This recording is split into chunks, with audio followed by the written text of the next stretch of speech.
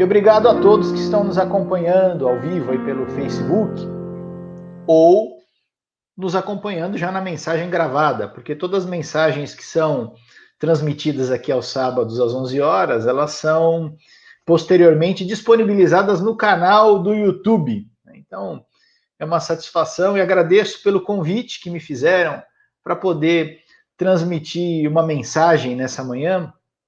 A gente sempre tenta fazer o melhor, né, dentro da nossa limitação, para transmitir uma mensagem espiritual, uma mensagem baseada na palavra de Deus, nas escrituras sagradas, né, para que seja uma mensagem de edificação, uma mensagem de inspiração para todos nós. Né? Hoje é dia 1º de maio, hoje, embora não pareça, é feriado, 1º de maio. O pessoal não gosta muito quando o feriado cai de sábado e domingo, né? Mas hoje caiu, 1º de maio, feriado num sábado, dia do trabalho, né?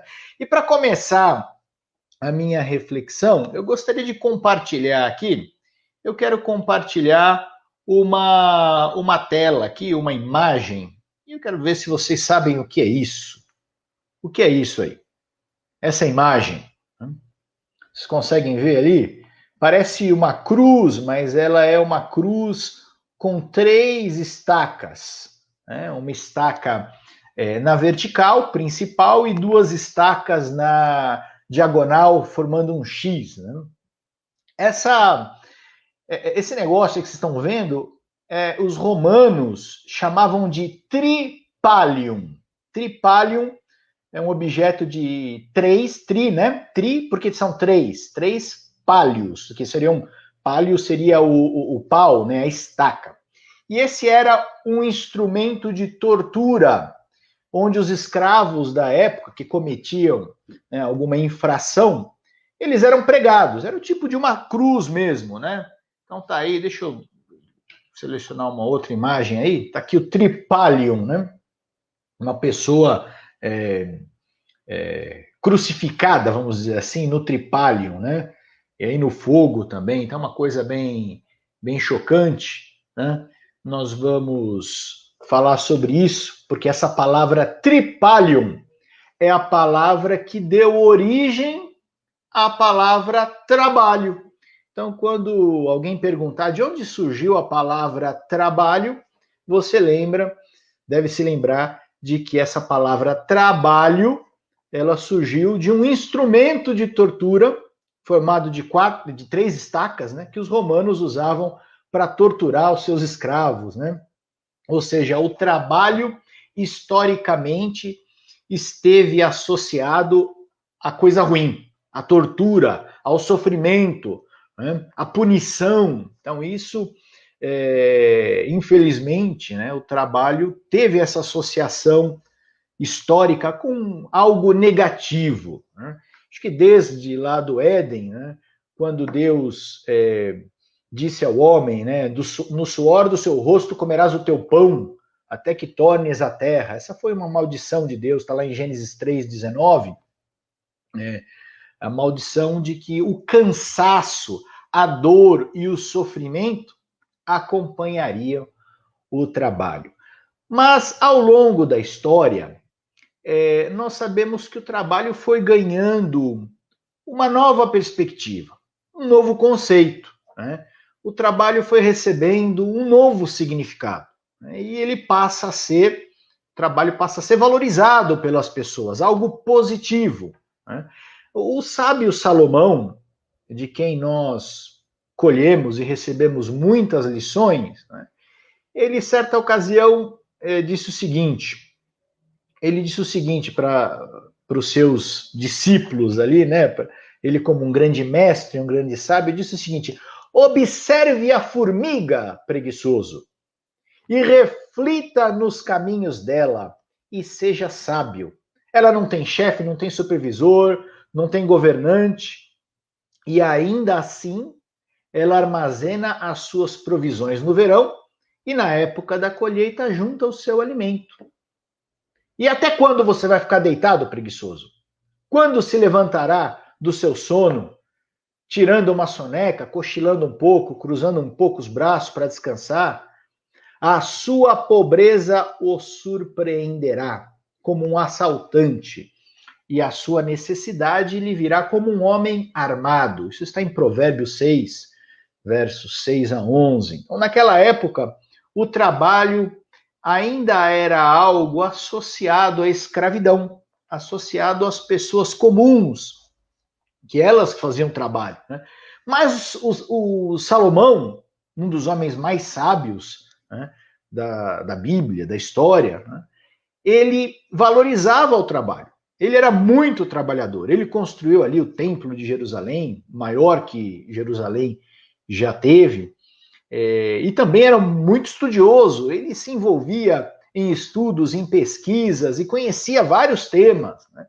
E aí está Salomão falando bem do trabalho, falando que o trabalho é uma forma de nós não nos surpreendermos com a pobreza, né? Aqueles que são preguiçosos, que não são muito chegados no trabalho, têm esse risco de uma hora para outra, serem surpreendidos pela pobreza, né? E uma coisa importante que a Bíblia sempre fala sobre o trabalho, né, é sobre a importância do trabalho não só para as suas necessidades presentes, mas também para as necessidades futuras. Por isso que Salomão fala, né, que a formiga, ela trabalha não para comer hoje, ela trabalha para armazenar no verão, para que no inverno ela não passe necessidade. Então isso é muito importante, né? O trabalho para termos as nossas provisões, né? Temos que ser previdentes, né? Ou seja, temos que fazer reserva para nossa sobrevivência, pensando no futuro. Antigamente, as pessoas dependiam muito dos filhos, né? Quando envelheciam, e os filhos acolhiam os idosos. Hoje em dia tem previdência privada, tem o INSS, né? Previdência do governo, né? Mas a gente não deve confiar nessas previdências. A gente deve confiar primeiro em Deus e também no nosso trabalho, naquelas reservas que a gente faz para a gente mesmo, né? Como a formiga faz, né? Paulo, ele reprovou muito algumas pessoas que eram ociosas, que eram preguiçosas, né? Ele fala ali, numa de suas epístolas, em 2 Tessalonicenses, capítulo 3, ele fala assim: quando estávamos com vocês, nós lhe ordenamos isso. Se alguém não quiser trabalhar, também não coma. Você não quer trabalhar, tudo bem, mas não tem que comer, né? Dependendo dos outros, né? E ele continua dizendo o seguinte: porque nós ouvimos que alguns de vocês estão ociosos, não trabalham, mas andam se intrometendo na vida alheia. A tais pessoas ordenamos e exortamos no Senhor Jesus Cristo que trabalhem tranquilamente e comam o seu próprio pão. Então tinha muita gente que dependia dos outros. Não trabalhavam, comiam o pão, resultado do trabalho de outros. E o pior, que ele fala aqui no versículo 11, alguns de vocês estão ociosos, não trabalham e ficam fazendo o quê? Fica se intrometendo na vida alheia. Esse é o problema. A pessoa que trabalha muito, ela não tem tempo para ficar se metendo na vida dos outros. A pessoa trabalhadora, ela está focada em fazer o bem para si, para sua família, para a sociedade, para o seu cliente, para a sua empresa. Não tem tempo de ficar investigando os outros, para onde que o outro foi, o que o outro fez, né? Ficar aí nas redes sociais, né? Que muita gente às vezes não gasta o tempo precioso que poderia estar produzindo, poderia estar estudando, né? Fica aí vendo o que tem nas redes sociais, qual é a fofoca do dia, né? E Paulo, ele então, o apóstolo Paulo, né, grande líder do cristianismo, ele reprova essa conduta e valoriza bastante o trabalho. Então, você veja que, para Salomão, um problema da ociosidade, né, seria a falta de mantimentos, a falta de produtos aí para subsistência no futuro. Para Paulo, o problema é que as pessoas que não trabalham, elas ficam se intrometendo na vida dos outros, né? E além das pessoas dependerem dos outros, não comerem o seu próprio pão. Nós sempre vamos depender de alguém, tá? Sempre vamos ter uma interdependência. Ninguém é completamente independente, né? Mas a gente entende o que Paulo quer dizer. E de novo ele fala em Tessalonicenses, né? Esforcem-se para ter uma vida tranquila, cuidar dos seus próprios negócios, trabalhar com as próprias mãos, né? Como nós os instruímos, a fim do quê? De que andem decentemente aos olhos dos que são de fora e não dependam de ninguém. Ele reforça essa ideia de que você tem que ir lá, você tem que batalhar e não ficar dependendo dos outros. Talvez, é possível que circunstancialmente, no momento de desemprego, no momento de doença, num acidente, uma questão circunstancial, a gente precisa depender de alguém. Né? Mas a regra geral é que cada um deve se esforçar para conseguir o seu próprio pão. A gente tem um excelente exemplo de trabalho que foi o de Jesus Cristo. Teve uma ocasião, isso está lá em João 5, né? João capítulo 5, tem uma história muito bonita ali, que eu recomendo que vocês leiam, que é de um paralítico que ficou ali muitos anos, acho que foram 37 anos, no tanque de Betesda. E Jesus se dirigiu a esse paralítico e curou esse paralítico. Né? Só que ele fez essa cura no sábado. E o sábado, como vocês sabem, né, é um dia sagrado, e os judeus ali condenaram Jesus por trabalhar no sábado, por curar aquele paralítico. Né? E aí, qual foi a resposta de Jesus? Olha o que Jesus falou. Ele não negou que trabalhou no sábado. Pelo contrário, ele disse assim: meu pai trabalha até agora e eu trabalho também. Está lá em João 5,17. Esse verso acho que devia ser um mandamento para a gente, né? Devia escrever isso aí e botar na parede, assim, para a gente sempre se lembrar. Jesus dizendo: meu pai trabalha até agora e eu trabalho também. Então, um exemplo que Jesus deu foi o de trabalho. Trabalho para ajudar as pessoas, para salvar as pessoas, né? Trazer alívio às pessoas desesperadas, um conforto ao aflito. E Jesus não parava. Ele trabalhava de dia e noite. Não tinha um expediente fixo, né? Falou assim: deu 6 horas, agora chega, né? Vou para minha happy hour, né? Não tinha isso. Jesus estava à disposição das pessoas sempre que houvesse necessidade. Né? Ele não deixava de curar, de pregar, porque era muito cedo, porque já tinha passado o expediente. Para ele não tinha sábado, não tinha domingo, não tinha dia 1º de maio, né? Ele não sabia o que é ficar parado. Né? Mas uma coisa ele sabia, né? Ele sabia que ele não trabalhava para ele, ele trabalhava para o seu Pai. Tudo que Jesus fazia, ele fazia pelo Pai, para o Pai e em favor da humanidade. Né? E esse é um conceito que a gente tem que incorporar no nosso trabalho. Esse é o conceito, talvez seja o mais importante da nossa mensagem dessa manhã. Talvez esse seja o conceito mais importante, né? Que está em Efésios. Que diz Efésios? Servindo de boa vontade como ao Senhor, e não como aos homens, sabendo que cada um receberá do Senhor todo o bem que fizer, seja servo, seja escravo, ou seja livre. Né? O que Paulo está falando aqui, nessa carta aos Efésios? Que nós temos que trabalhar de boa vontade, servir de boa vontade. E servir não é só servo, escravo. Servir é o homem livre também. Então, se você, não importa que você é empregado ou se você é o patrão, não importa, você tem que servir de boa vontade, trabalhar com alegria, não como se estivesse trabalhando para o seu cliente, para o seu chefe, ou para o governo, ou para quem quer que seja. Você tem que trabalhar como se estivesse trabalhando para Deus. Né? Esse conceito é importante. Né? Então, quando você começa o seu expediente, coloque isso na sua cabeça. Eu vou trabalhar hoje. Só que eu não vou trabalhar para o meu cliente, não vou trabalhar para o meu chefe, não vou trabalhar para tal pessoa. Eu vou trabalhar para Deus. Todo o trabalho que nós fazemos é feito para Deus. Então, Deus ele está sempre presente, ele está sempre nos observando. É interessante que muita gente, quando trabalha, né, principalmente em empresa, assim, né, quando o chefe sai, o cara dá aquela aliviada, né?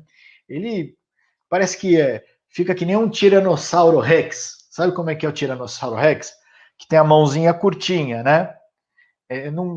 O chefe saiu, parece que a produção cai.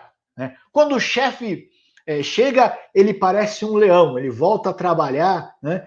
E o que Paulo fala sobre isso? Em Colossenses 3 fala, olha, vós servos, né, empregados, né, obedecei em tudo vossos senhores, segundo a carne, não servindo só na aparência. Então você não tem que fazer só uma cena ali, né, aquela imagem de que está trabalhando, trabalhar na aparência, para agradar os homens, mas na simplicidade de coração, temendo a Deus. Olha o que fala, de coração temendo a Deus. E de novo ele repete, e tudo quanto fizerdes, fazei-o de todo o coração, como ao Senhor, e não aos homens. Então, quando nós temos um trabalho, que é uma oportunidade que apareceu para nós, algo para a gente fazer, eu tenho que fazer de todo o meu coração. E a pessoa fala, mas eu ganho um salário baixo, o meu chefe é chato, tem um monte de gente traíra lá na minha empresa, eu não gosto do que eu faço, na minha casa ninguém dá valor, eu faço trabalho de casa, que é um trabalho importantíssimo e ninguém dá valor, porque não sou remunerado, eu não sou remunerada pelo trabalho que faço em casa. Né? Então, às vezes, a pessoa fica desmotivada. Mas Paulo está dizendo, você vai fazer seu trabalho. Seu trabalho não importa se você está fazendo um projeto de um foguete para ir para a NASA, que é super complexo, ou se você está lavando a louça na sua casa, né? Como a gente lavou muito louça aqui na quarentena. Eu estou sempre ali lavando. Não importa. Vamos fazer esse trabalho, vamos fazer esse trabalho de coração. Né? Vamos colocar o coração naquele trabalho. Né? Porque a gente não está fazendo para os homens.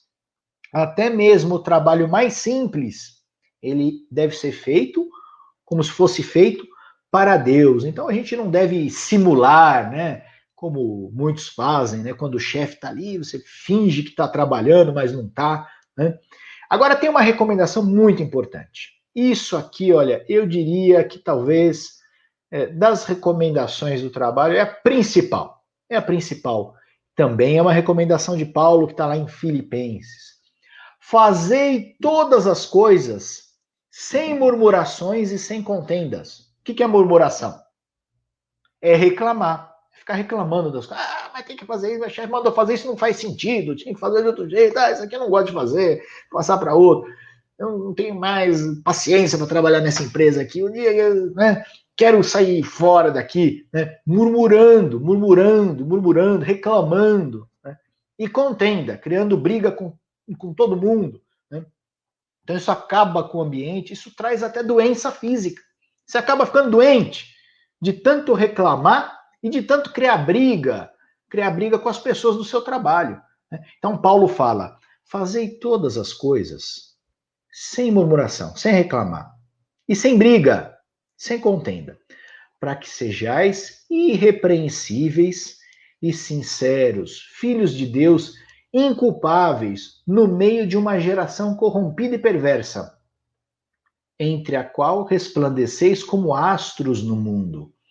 Paulo ele já parte aqui da ideia de que nem todas as pessoas no seu ambiente de trabalho vão ser como você. Os outros podem estar reclamando, os outros podem estar brigando, mas você não. Outras pessoas podem se corromper, podem agir de forma antiética, desonesta, mas você não, porque você é um filho de Deus, você é um servo de Deus, e todo trabalho que você faz tem que fazer como se fosse feito para Deus, com ética, com honestidade, sem reclamar, sem contenda, sem brigar, porque desta forma você vai resplandecer, diz Paulo, como astros no mundo, e esse mundo de escuridão, esse mundo antiético, desonesto, corrupto, precisa de pessoas como você, pessoas que deem um exemplo de não reclamar, né? Um exemplo de não entrar em conflito, tá certo? Isso vai além de fazer sem reclamação e além de fazer sem conflito, né? Nós temos que aproveitar todas as oportunidades. Esse é um outro ponto importantíssimo aqui, que o sábio Salomão diz em Eclesiastes 9:10. Tudo quanto tiver a mão para fazer, Faze-o conforme as suas forças, porque na sepultura para onde tu vais, não há obra, nem projeto, nem conhecimento, nem sabedoria alguma. Então, resumindo, meu amigo, seu tempo aqui é curto. Um dia você vai morrer. Todos nós vamos. Né? E o tempo passa muito rápido, muito rápido. Né? Quando você vê, daqui a pouco você já olha para trás e fala, nossa, como tudo passou tão rápido. E as oportunidades aparecem ao longo da vida. E quando você não aproveita uma oportunidade, isso te dá uma tristeza para o resto da vida. Você olha para trás, as pessoas às vezes se arrependem muito mais das coisas que elas tiveram oportunidade de fazer e não fizeram, do que daquelas coisas que elas fizeram e se arrependem por ter feito. Lembre-se disso. Os maiores arrependimentos de uma pessoa que chega lá com 80, 90 anos, 100 anos, se você pudesse perguntar para uma pessoa de 90 anos, 100 anos, qual é o maior arrependimento da sua vida? Provavelmente ela não vai dizer, meu arrependimento é ter feito algo, eu fiz tal coisa que eu não deveria ter feito. Ela não vai falar isso. Ela vai falar o seguinte, ela vai falar, eu me arrependo de não ter feito uma coisa que eu tive a oportunidade de fazer e não fiz. Olha só, os maiores arrependimentos são esses lá na frente. Então você que é jovem, que tem 20 anos, 30 anos, 40 anos, ainda é jovem, tem oportunidade, faça, nunca é tarde, aproveite suas oportunidades e o conselho de Salomão, tudo que tiver a mão para fazer, faz conforme as suas forças. Observe suas limitações, é claro, e às vezes nem é bom observar muito as limitações, às vezes é melhor você ir para cima e fazer, e você vai se surpreender. A gente nunca sabe quando outra oportunidade aparecerá. Meu pai, João Nicota, meu querido pai, dizia, e eu sempre lembro, a oportunidade ela é cabeluda na frente e careca atrás. A oportunidade é cabeluda na frente e careca atrás. Quer dizer, você tem que pegar a oportunidade quando ela aparece, pela frente. Depois que ela passou, você não consegue agarrar mais as oportunidades. E acima de tudo, eu quero ler aqui o último verso. Esse sem dúvida é o mais importante. Consagre ao Senhor tudo o que você faz, e os seus planos serão bem-sucedidos. Olha que importante. Você tem planos? Você tem sonhos? Diz que a diferença de sonho e plano é o seguinte: você pode ter um sonho na sua vida, um sonho, algo que você quer realizar. A partir do momento que você coloca uma data para esse sonho, ele vira um plano. E aí você desenvolve esse plano. Mas tem que colocar uma data. Eu falei, eu quero conseguir isso até o ano que vem. E quando você faz um plano, você tem que consagrar a Deus o seu trabalho, esse plano. O que significa consagrar? Tornar uma coisa sagrada. Isso que é consagrar. Eu posso consagrar, por exemplo, um filho, eu posso consagrar uma doação, eu posso consagrar um espaço na minha casa, tornar um espaço sagrado, mas eu posso consagrar também um trabalho. Eu vou fazer esse trabalho, e esse trabalho eu consagro a Deus. Ou seja, eu torno esse trabalho sagrado. Não é mais um trabalho para mim, é um trabalho para Deus. E Deus diz, você vai ser bem-sucedido. Meu querido amigo, meu querido irmão, minha irmã, você deve ter algo no seu coração em relação ao trabalho, que é a gratidão. Nós falamos aqui para não murmurar, não criar contenda. Ao invés da contenda, agradeça a Deus. Todo dia, quando você sair de casa, e ir para o seu trabalho, ou se você faz home office agora na quarentena, saia e diga assim, Senhor, muito obrigado pelo meu trabalho. Muito obrigado porque por esse trabalho eu tenho a oportunidade de me desenvolver, de aprender coisas novas, de me relacionar com outras pessoas, e, acima de tudo, de resplandecer como um astro, como um astro no sentido de uma luz nesse mundo escuro, um mundo corrompido, sem ética, precisa de pessoas como você, que vai dar o exemplo, que vai fazer um trabalho dedicado. E eu quero que o seu trabalho, meu querido amigo, meu querido irmão, seja uma bênção, não só para você, seja, em primeiro lugar, uma bênção para você, mas que por meio do seu trabalho, outras pessoas possam ser abençoadas, que seus clientes sejam abençoados, que seus colegas de trabalho sejam abençoados, que o seu chefe seja abençoado, enfim, que todas as pessoas que se relacionam com você, os seus fornecedores, sejam abençoados por meio do seu trabalho. Que Deus te abençoe, te ilumine, te proteja nessa pandemia, te inspire sempre e te torne aí um astro, uma pessoa que dê sempre um bom exemplo, uma bênção para todos. Esse é meu desejo e a minha oração para todos vocês. Um grande abraço a todos, que Deus abençoe.